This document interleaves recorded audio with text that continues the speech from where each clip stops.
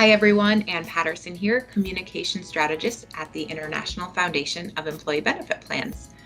I am going to read a blog that my colleague Lois Gleason wrote about how and why to support the mental health of your employees.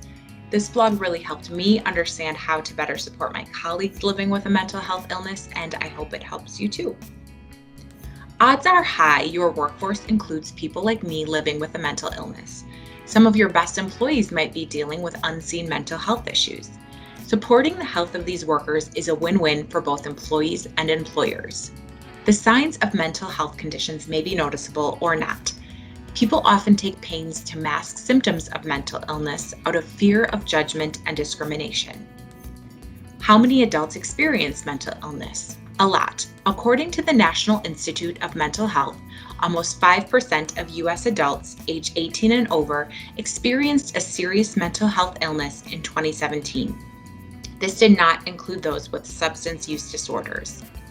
The 2017 Canadian Survey on Disability found 7% of Canadians aged 15 and older experienced a mental health-related disability in 2017. This included those with substance use disorders. What do you mean by a serious mental illness or mental health-related disability? The National Institute of Mental Health defines a serious medical illness as a mental, behavioral, or emotional disorder resulting in serious functional impairment, which substantially interferes with or limits one or more major life activities. The 2017 Canadian Survey on Disability defines people with a mental health-related disability as those who experience limitations in their daily activities because of difficulties with an emotional, psychological, or mental health condition, such as anxiety, depression, bipolar disorder, substance abuse, anorexia, etc. Can people with mental illness work productively in a regular job? Oftentimes, yes. Employers and employees alike need to realize these conditions can be treated and symptoms can be managed. Someone whose untreated illness may lead to impairment is often unimpaired with effective treatment.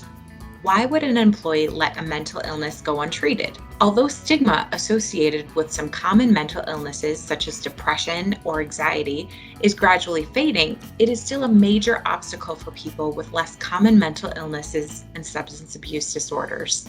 Sometimes people don't recognize or won't admit to themselves that they are living with a mental illness because they think it means they are weak or inferior. Many people, whether or not they live with a mental illness, don't realize that a lot of symptoms can be managed with medical and professional assistance. Often, people affected live productive, healthy lives that look like anyone else's.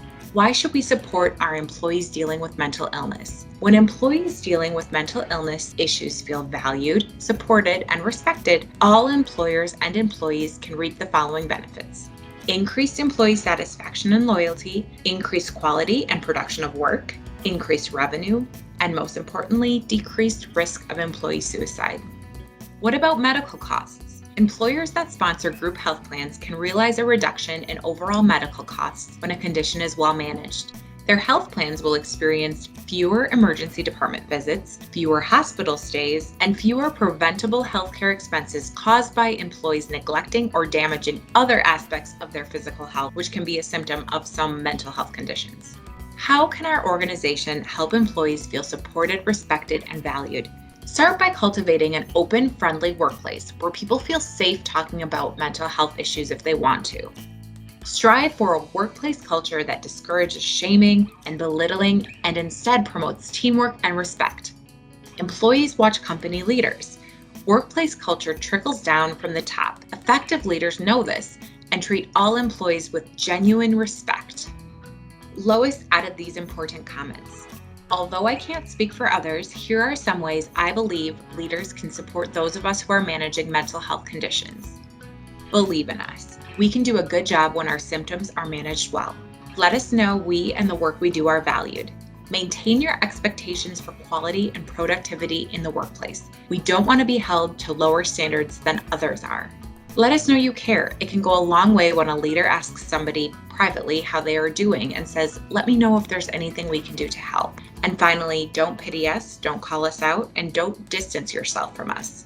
Lois ended the blog by stating that she has received absolute support in our workplace from top leaders on down in managing her mental health journey.